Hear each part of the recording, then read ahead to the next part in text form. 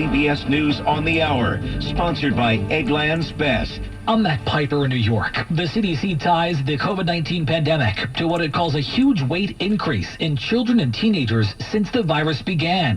Health reporter Sabrina Cupid. The weight gain in kids during this pandemic is being called substantial and alarming. For kids who are moderately obese, expected weight gain rose from 6.5 pounds a year before the pandemic to 12 pounds after the pandemic.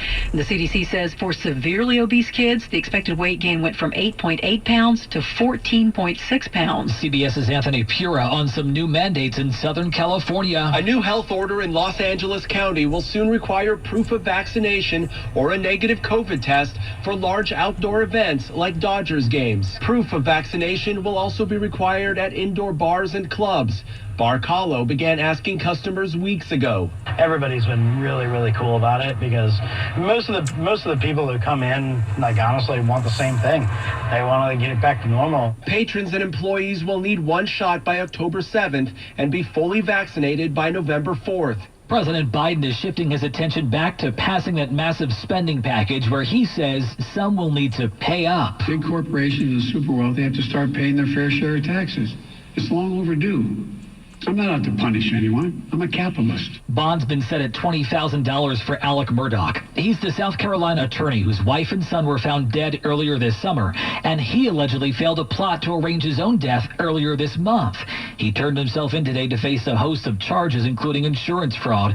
Defense attorney Dick Harpootlian. The only violence he's ever been involved in is this, which was having self-executed. So he's not a danger to the community. The only person he's a danger to is himself. Facebook is going after accounts in some countries that push conspiracy theories and oppose COVID restrictions. Facebook is removing a number of accounts. It's part of a new crackdown by the social media giant focusing on accounts that cause harm both on and off the Facebook platform.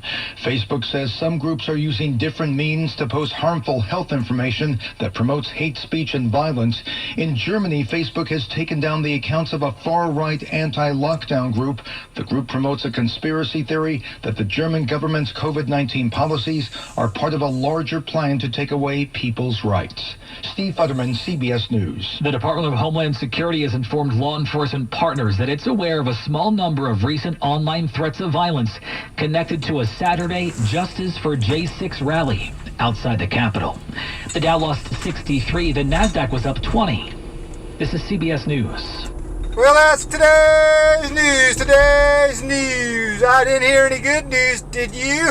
I didn't think so. I guess it's all about perspective. The cup is half full.